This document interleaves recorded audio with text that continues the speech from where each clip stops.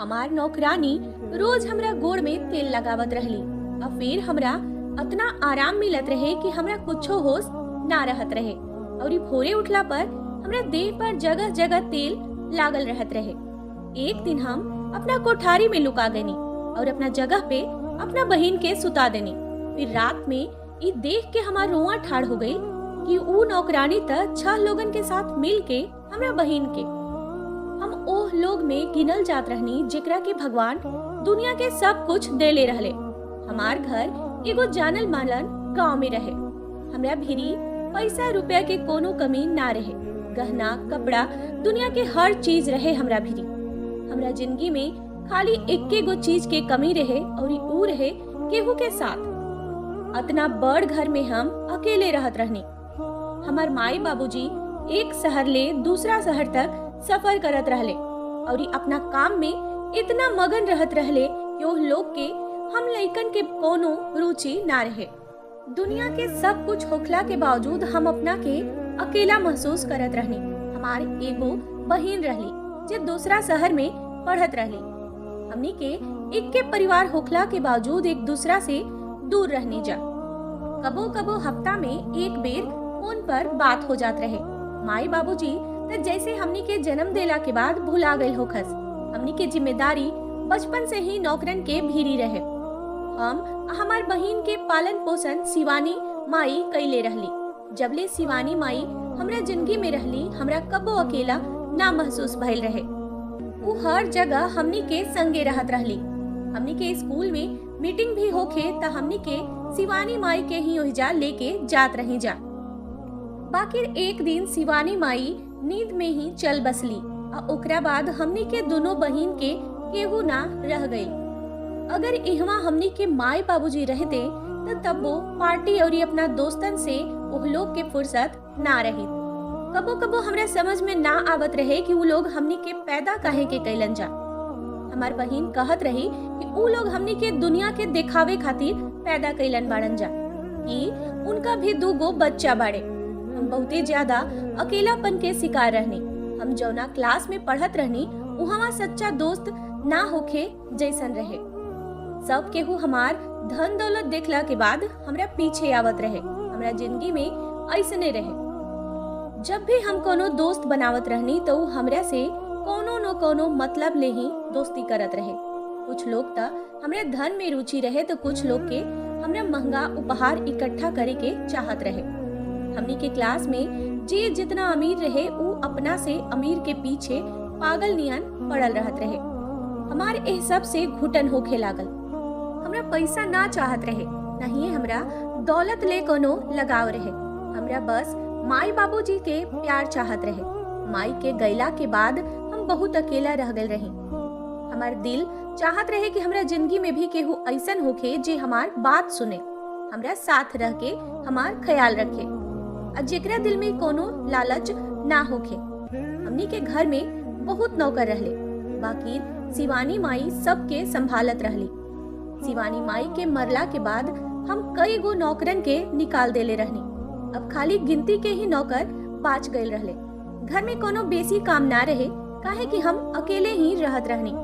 कुछ दिन पहले एगो मेहरारू शिवानी माई के गाँवे ले आयल। वो बतौली कि वो शिवानी माई के भतीजी है और ये उनका काम के जरूरत बा। एह से हम उनका के अपना घरे रख लेनी और उनका के रहे खातिर नौकरन वाला कोठारी भी दे देहनी। उनका के देख के हमरा शिवानी माई के याद आ गई। हू बहू शिवानी माई जैसन रहली। वो हमरा के आपन जैसन लागत रहली। कुछुए दिन में वो हमार दिल जीत ले रहली। वो हमार बहुत ख्याल रखत रहली। हमार सब काम वो अपना हाथ ले करत रहली और इहवा तक कि हमार गोड़ के तेल मालिश भी करत रहली। कुछ दिन ले हम बहुते थाकल रहे लागल रही।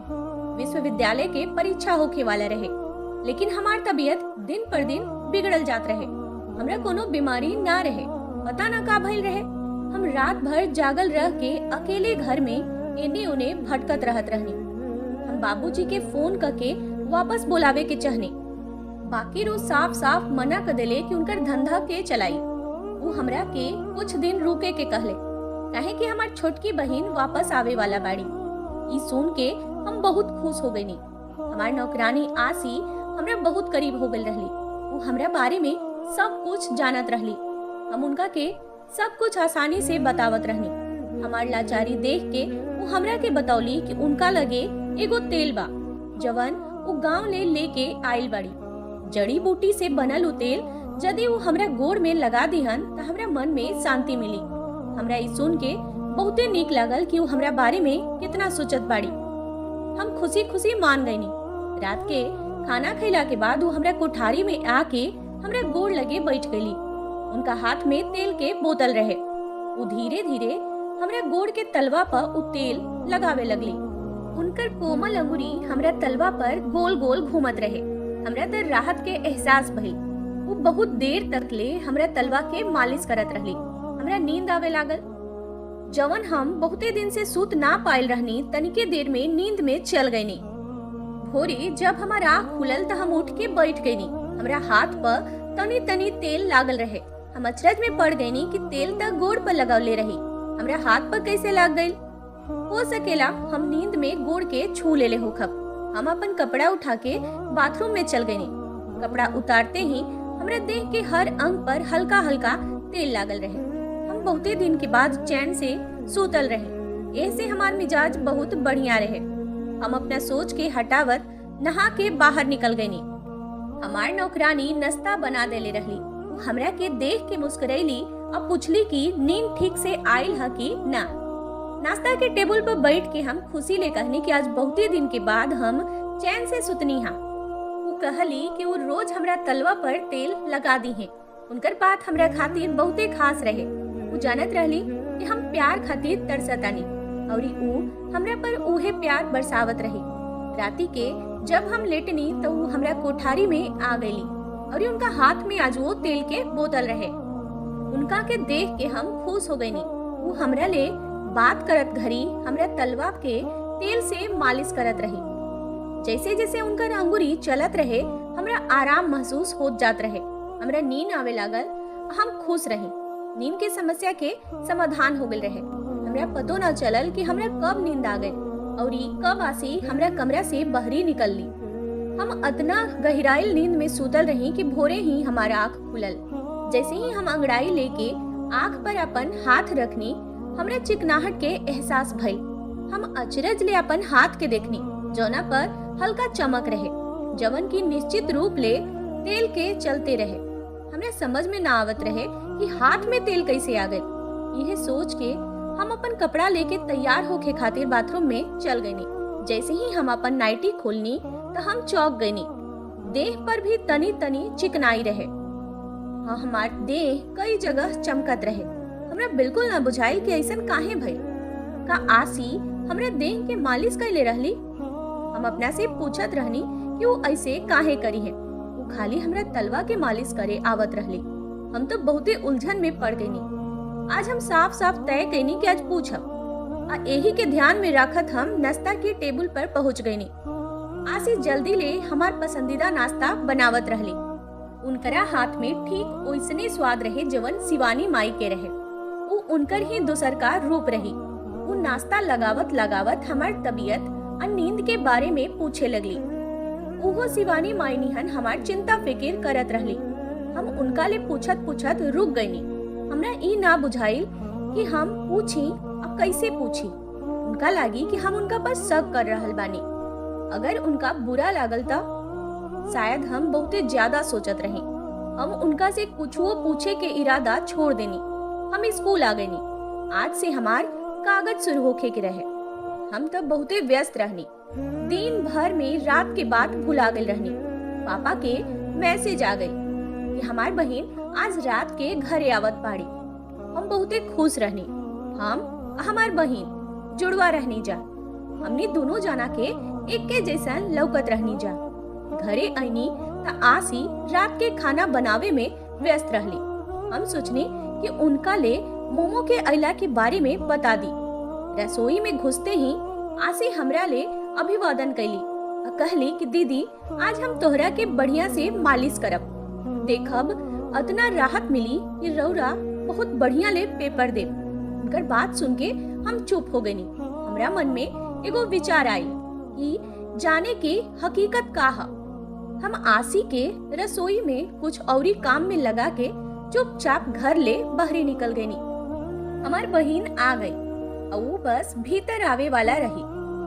हम उनका के बहरे ही रोक देनी और कहनी कि भीतर जाके हमार एक्टिंग करा, हम आसी के तंग कई चाहतनी। हम ओकरा के पूरा बात ना बताओनी। वो मान गईली। हम कहनी कि उनका के सवेरे उठ के बता देव जा। हमार बहिन हमरा से शिवानी माई के जैसा नौकरानी होखे के बात सुन ले रही। ए से ऊ एकरा खातिर राजी हो गईली। हम घर के पीछे के दुआरी पर जाके अपना कोठारी में लुका गईनी। हम अपना बहिन के सामान एगो कमरा में छिपा देले रहनी। बहिन सामने के दरवाजा से अंदर चल गई।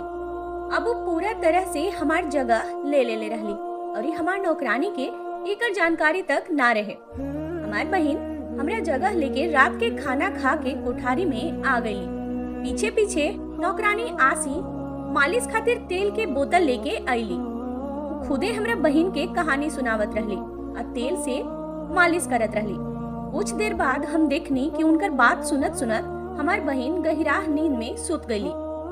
हमार नौकरानी उठ के एगो छोट बत्ती जरा के बाकी के बंद करके कोठारी से निकल गईली। निकलत घड़ी वो दरवाजा भी बंद कर देली। हम कुछ देरी ले अलमारी में ऐसे ही लुकायल रहनी। जब कोनो आवाज ना आयल और न कोनो अजीब बात भइल त हम अपना पर खूब खीस पड़ल कि हम वो बेचारी नौकरानी पर शक कईनी और खुद भी गर्मी में 2 घंटा ले अलमारी में बैठ के गवा देनी। हम अलमारी से बहरे निकले वाला ही रही कि हमरा कोठारी के दरवाजा खुलल। हम सास रोक के देखत रहनी कि कोठारी में मध्यम रोशनी रहे। हमार नौकरानी 6 आदमी के साथ ही कोठारी के भीतर आ गईली। हमरा बहिन गहरा नींद में सुतल रहली। हमार नौकरानी आ ओकरा साथी आवे वाला आदमी बहिन के गाउन खोल के ओकरा देह पर तेल डाले लगले। कुछ देर में वो आदमी सब हमरा बहिन के पूरा देह में तेल डाल के मिलावे लगले। हम घबरा के देखत रहनी कि ई का हो रहल बा। आसी यानी कि हमार नौकरानी पीछे खड़ा होके आराम से कुल देखत रहली, जबकि वो आदमी सब तनी तनी तेल लेके धीरे ले हमार बहिन के मालिश करत रहे। ये सब काम पूरा 2 घंटा ले चलल। हम अचरज में पड़ गईनी कि ई सब भइला के बादो हमरा बहिन के आँख ना खुलल और वो पहले जैसन बिना जगले सुतल रहली। 2 घंटा बाद वो सब दरवाजा बंद करके चल गईले। हमार होश उड़ गईल रहे कि अतना दिन से हमरा साथे इहे सब होखत रहे। हम कुछो ना समझ पौनी। हमरा तो जैसे सदमा लाग गईल रहे। हम सपना में भी ना सोच सकत रहनी कि हमार नौकरानी जेकरा पर हम इतना भरोसा करत रहनी, जेकरा संगे हम सब कुछ बांटत रहनी, वो हमरा संगे ऐसन कुछ भी कर सकतारी। हम कुछ देर ले और अलमारी के भीतर बैठल रहनी और फिर जब शांति हो गई तो हम अलमारी ले बाहर निकल गईनी। अब भोर होके के इंतजार करत रहनी। हम पूरा रात जागल रहनी। हमरा समझ में ना आवत रहे कि हमरा देह के ऐसन मालिश करे के मतलब का हो सकता। बहिन भोरे उठली तो गमछा लेके नहाए चल गईली। जब वापस अली तो बतौली कि हम अपना जिंदगी में इतना शांति से कबो ना सुतल रहनी जितना कि काल रात के सुतल रहनी। दीदी तहार नौकरानी तो तहार मालिश इतना बढ़िया से कैली कि हम पूरा रात आराम से सुतनी। हम अपना बहिन के अपना बगल में बैठा देहनी और धीरे धीरे पूरा घटना उनका के सुनौनी। पहले तो हमरा पर बहुत खिसिया गेली कि हम राते में सब कुछ काहे ना बतौनी और काहे हम उनका के अपना जगह पर बिछौना पर लेटा देनी। हम कहनी कि हमरा मालूम ना रहे कि इतना बड़ बात हो सकता। और जब हम कमरा में वो 6 आदमी के देखनी तो हमरा में कोनो शोर मचावे के हिम्मत ना भइल, काहे कि हम और तू घर में अकेले रहनी जा। अब बाकी के सब नौकर सांझ के निकल जाले। खाली एगो आसी बाचल रहली जे रात भर घर के भीतर रहली। ऐसना में रात में शोर मचौले रहती तो नुकसान हमनी के ही हो जाइत। हमार बात बहिन समझ गईली, लेकिन तबहू हमरा ले नाराज रहली। हमार बहिन तुरंते बुआ के बेटा के फोन कैली, जवन सीनियर पुलिस अफसर रहन, और उनका ले सब कुछ बतौली। कुछुए देर में वो हमनी के घरे पहुंच गईले। बाकी हम अपना नौकरानी के भाई के आवे के बारे में कुछो ना बतौनी और हम अपना बहिन के भी छुपा देनी। आसी अबहियों उनका आवे से अनजान रही। जैसे ही हमार भाई अइले, हम आसी से कहनी कि चाय कोठारी में ले आवा। आसी जब कोठारी में अइली तो भाई उठ के दरवाजा बंद कर दिले। अब कोठारी में हमार नौकरानी, भाई अब बहन मौजूद रहली, जेकरा के हम अलमारी में लुका के रख ले रही। भाई दरवाजा बंद कर देले, आसी उछल गई रही।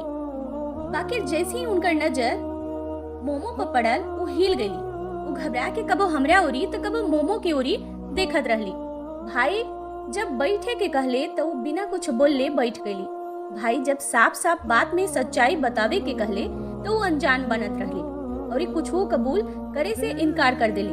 भाई जब अपन वर्दी के रोब दिखौलन तो कुछ देरी में डेरा गईली, बाकी कुछ ना कहली। भाई उनका ले कहलन कि हम आखिरी बेर पूछत बानी कि अगर वो सच्चाई ना बोली हन तो सीधा जेल में डाल दी है और ये ओहिजा उनका सब कुछ बतावे के पड़ी। आसी डेरा गई रहली। वो मेही आवाज में अपन कहानी सुनावे शुरू कैली। जैसे जैसे वो कहानी सुनावत रहली, हमार आँख जरे लागल रहे। कुछ लोर बहत बहत हमरा गर्दन में उतर गई। जब वो हमरा के बतौली कि शिवानी माई के भतीजी ना है, बाकी शिवानी माई के बेटी है। वो बतौली कि हमनी के बाबूजी शिवानी माई के उनकर सास ले 25,000 रुपया के बदले ले रहन। शिवानी माई के मर्द हमरा बाबूजी के फैक्ट्री में काम करत रहले। वो फैक्ट्री से कुछ उधार ले रहलन, जवन के 25,000 रुपया रहे। बाकी कर्जा चुकावे ले पहले ही दुर्घटना में उनकर मौत हो गई रहे। बाबूजी के कारखाना के मैनेजर जब पैसा उधार लेवे अइले, माई के सास से बात कैलन तो उनकर हालत बहुते खराब रहे। घर में खाना तक ना रहे। 25,000 कहाँ से आई? जब फैक्ट्री के मैनेजर साहेब बाबूजी से इस बात बतौले तो खुद शिवानी माई के घरे जाके कहले कि लोन सिर्फ एक शर्त पर माफ कल जा सकता, अगर शिवानी माई उनका घरे आके रहस और उनकर बेटिन के ख्याल रखस। अगर वो चाहते तो लोन माफ कर सकत रहले, चाहे कुछ समय के मोहलत दे सकत रहले। बाकी वो ऐसा ना कैले, हमनी के खराब हालात के गलत फायदा उठैलन। ओह घरी शिवानी माई 4 गो बेटिन के महतारी रहली। उनकर सास बाबूजी से कहली कि शिवानी माई के उनका संगे भेजे खातिर तैयार बाड़ी, लेकिन घर के खर्चा खातिर भी कुछ महीना कुछ पैसा भेजे के पड़ी। बाबूजी इस बात पर सहमत हो गईलन। आ एह तरह ले माई शिवानी अपना लड़कन के छोड़ के मजबूरी में हमने दोनों बहन के देखभाल करे आ गईली। आसी थोड़ा रुक के एगो लंबा सांस लिहली और पानी पिए लगली। कुछ देर बाद वो फिर ले बोले लगली कि बात इतने पर खत्म ना भई। रउरा दोनों बहन के चलते हमनी के माई हमनी से छीन लिहल गई।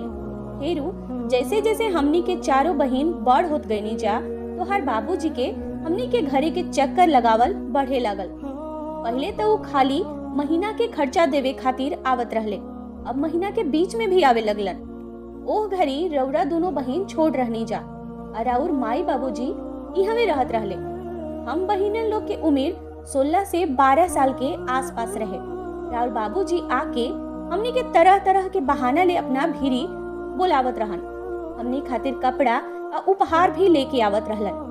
पैसा के चमक ले दादी के आँख आन्हर हो गई रहे। वो हमनी चारों बहन के तोहरा बाबूजी के साथ ही कमरा में बैठा देत रहली और खुदे पूरा मोहल्ला के खबर लेबे चल जात रही। राउर बाबूजी धीरे धीरे हमनी के छुए शुरू कर दिहले। ई जानत हुए ई कुल गलत बात बा, हमनी के उनका के कबो रोक ना पौनी जा। ई बात इहवे खत्म ना भइल। अबू अपना एगो दोस्त के साथे घरे आवस त कबो दूसरा दोस्त के संगे। हमार बड़की बहन तोहरा बाबूजी आ उनकर 6 गो दोस्तन के चलते बर्बाद होखत रहली। उ सब हमरा बहन के जगह जगह के छू के हंसत रहलन जा। हमार 16 साल के बहन के त इहो ना मालूम रहे कि उनका संगे का होखत बा। बाकी हमनी के बात सुनला के बाद केहू ना रहे। तो हर बाबूजी ता हमनी के माई के घरे आवे तक ना देत रहलन। कई दिन तो हर बाबूजी अपने संगे 6 गो दोस्तन के साथे रात के अन्हार में हमनी के घरे अइले और दादी के हाथ पर नोट के गड्डी रख ले। हमार बड़की बहन के लेके कोठारी में चल गए। हम जानत चाहत रही कि वो लोग ओकरा के वो कोठारी में काहे ले गए बाड़े। हम चुपके ले बहन के कोठारी के भीतर झांक के देखनी तो सब हमरे बहन के देह पर शराब फेंकत रहलन। हमार बहन चुपचाप देखत रहली, काहे कि हमनी के बहन दादी के चलते लाचार हो गई रही जा। उ 6 आदमी हमरा बहन के इज्जत के साथे खेलत रहले, मस्ती करत रहले। एकरा से आगे हम कुछ ना देख सकत रही। भोरे होखे ले पहले उ लोग चल गए। जब हमनी के भोरे कोठारी में गईनी जा त देखनी जा कि हमार बहन पंखा से लटक के मर गई बाड़ी। जब तोहार बाबूजी के बात पता चलल तो वो गांव से भाग गए। समय ऐसे ही बीतत गई। यही बात हमरा दिल के भेदत रहे। हम तोहरा बाबूजी ले बदला लेहल चाहत रहे। और जब माई के मरला के कुछ दिन बाद उनका डायरी में तोहार पता मिलल तो हम एहजा आ गईनी। हम सोचले रही कि तोहार बाबूजी के मार दे, लेकिन ऊ इहवा ना रहले। हमरा के तू मिल गईलू। हम सोचनी कि जवन तोहार बाबूजी हम बहिनन के साथे कैले उहे तोहरा साथे होखे के चाही। हम एगो योजना बनौनी। हम पहले तोहार भरोसा जीत लेहनी और फिर कुछ दिन बाद रात के खाना में नींद की गोली देवे लगनी। जब रौरा खाना खैला के बाद कोठारी में आवत रही तो हम रौरा भीरी तेल लगावे के बहाना आवत रही। और जबले रौरा नींद ना आवे तबले ओहिजे रहत रही। जब हमरा पक्का यकीन हो जात रहे कि रौरा नींद आ गई बा तो हम 6 गो आदमी के बुलावत रहनी।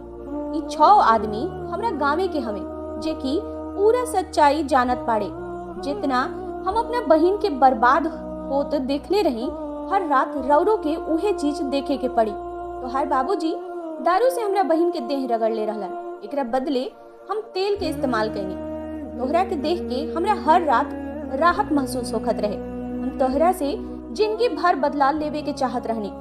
ई सब कहला के बाद वो एकदम चुप हो गई, जबकि हमार बहन सांस रोक के बैठल रहनी जा। हम अपना बाबूजी से प्यार ना करत रहनी, लेकिन हम कबो ई ना सोचले रहनी कि वो इतना नीचे गिर सकत आरे। धन के नशा ऐसन रहे कि वो सही गलत भुला गई रहलन। भाई आसी के अपना संगे जेल ले गए, काहे कि वो अपराध कैले रहली, लेकिन हमनी के बाबूजी भी दोषी रहले, जेकरा के अमीर होखला के चलते सजा ना मिलल। धन्यवाद दोस्तन लोग के।